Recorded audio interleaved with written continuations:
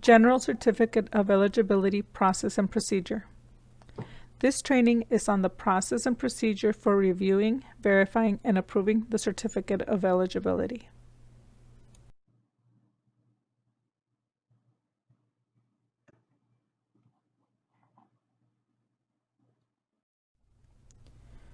We are required to have an ID&R quality control plan to ensure that only eligible migrant children and youth are recruited for the MEP.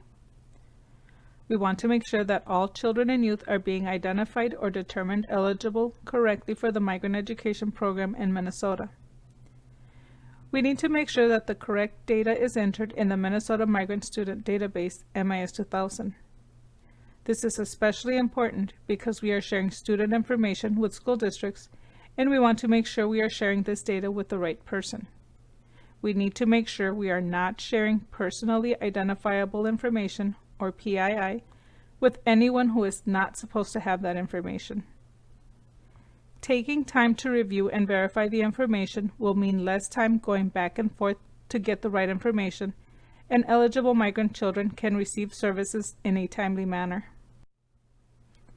Keep in mind that children who are identified and recruited for the first time are not eligible for services until the COE has been approved by the State Education Agency, or SEA.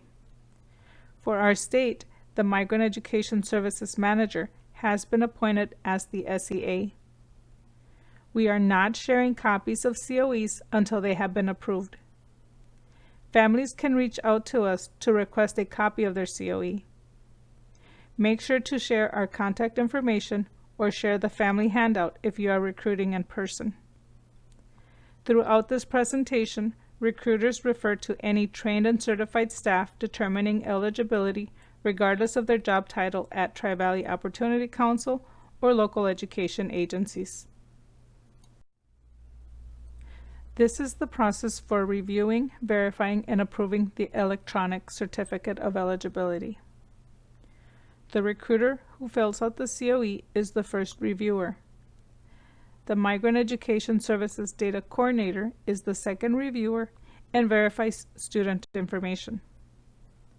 The Migrant Education Services Manager is the third reviewer and gives final approval. The recruiter filling out the COE is always the first reviewer. Use the Minnesota COE review checklist for guidance in reviewing your COE. The recruiter reviews the eCOE with the interviewee to ensure accurate information has been recorded. It is important to verify the spelling of names, dates of birth, addresses, telephone numbers, and other information with the person you interviewed. Before submitting your eCOE, verify the Minnesota School District of Residence in the Minnesota School District Residence Locator website. The link is shared in the Minnesota COE review checklist. Verify home-based school district in the School District Locator website. This link is also in the Minnesota COE review checklist. Verifying the school districts is crucial as we will share student information with the school district listed on the COE. Review eCOE for any typos, errors, or missing information before submitting. If there is information such as a zip code or county that you or the interviewee are not familiar with, you can always look it up and record the information before submitting your COE. The Migrant Education Services Data Coordinator does the second review and verifies students listed on the eCOE. In the verification process, student information is matched to existing student records, if any, in MIS 2000. This is why the spelling of names and dates of birth are important. We need to make sure the child's educational and other records are merged to the right student. Otherwise, a new student record is created and we will have incomplete information on the original student record. If the COE needs updates or has missing information, it is rejected back to the recruiter with comments in the view log. The recruiter must follow up with the family if necessary, or update based on the information they have gathered, save their work, and resubmit the eCOE. Always save your work or changes will not be made to your submitted COE. If the data coordinator approves, the eCOE goes to the Migrant Education Services Manager.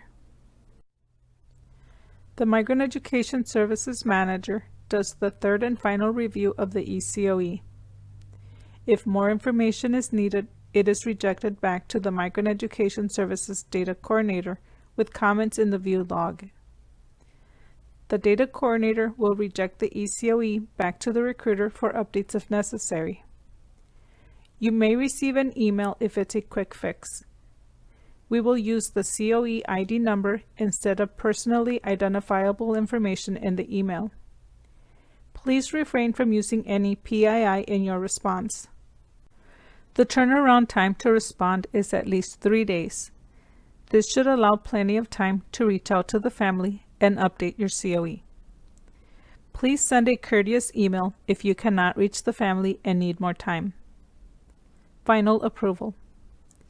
If the Migrant Education Services Manager approves the eCOE, Migrant Education Services can begin for the eligible children. The process for reviewing, verifying, and approving paper COEs is the same, but requires someone to enter the data in MIS 2000. Both the paper COE and the eCOE will be reviewed, verified, and approved to make sure all the information is the same. Use the Minnesota COE Review Checklist for guidance in reviewing your paper COE.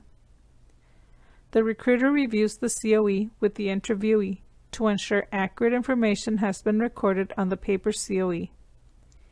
It is important to verify the spelling of names, dates of birth, addresses, telephone numbers, and other information with the person you interviewed. Verify the Minnesota School District of Residence in the Minnesota School District Residence Locator website. Verify the home-based school district in the School District Locator website. The recruiter or person with an MIS 2000 account enters the data from the paper COE and MIS 2000.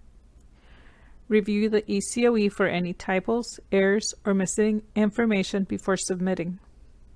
It is important that the information from the eCOE is the same as the paper COE. If there is information such as a zip code or county that you or the interviewee are not familiar with, you can always look it up and record the information before submitting your COE. If you or anyone at your district or site are unable to access MIS 2000 or enter the COE data, please scan a protected copy to Kathy for her to enter as soon as possible. Any issues with MIS 2000 should be reported to Linda Fournier for technical assistance. You will need to email a protected copy of the paper COE to the Migrant Education Services Data Coordinator after entering the data in MIS 2000. This will allow her to review and verify both the paper COE and the electronic COE at the same time. Send paper COEs by U.S. mail after entering the data in MIS 2000 and emailing a protected copy to the data coordinator. All original paper COEs need to be mailed to our office as soon as possible unless you have several migrant families.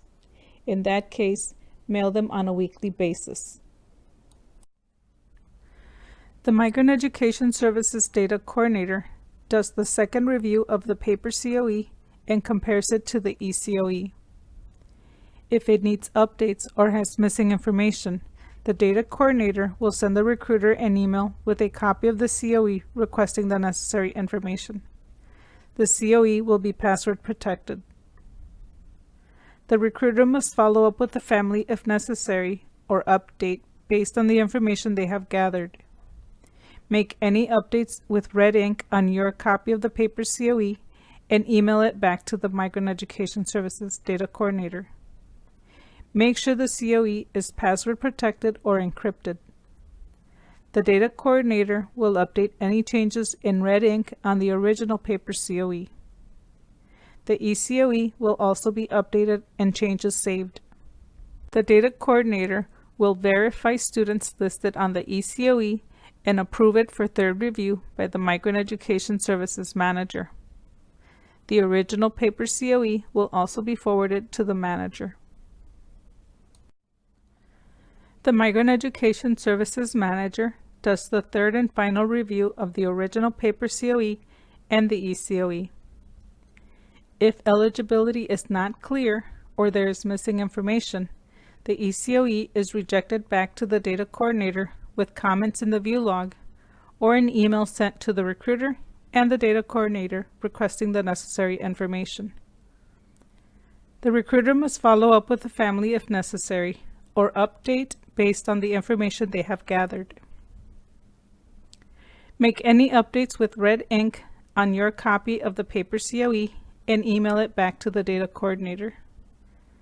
The data coordinator will update the original paper COE and eCOE, save changes, and resubmit.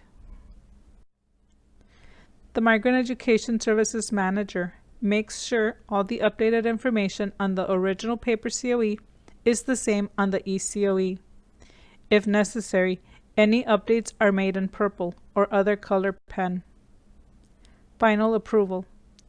If the Migrant Education Services Manager approves the eCOE, Migrant Education Services can begin. The SEA signature date will be the same on the original paper COE and the eCOE.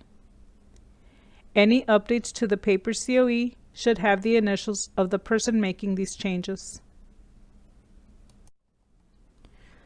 This training was the process for reviewing, verifying, and approving COEs. Please contact me if this is your first Migrant Education Program eligibility training and you need to take the Title I Part C Migrant Education Program eligibility certification training, or if your certification is going to expire and you need the refresher training. The instructions on how to fill out the COE will be found in the Title I Part C Migrant Education Program eligibility training.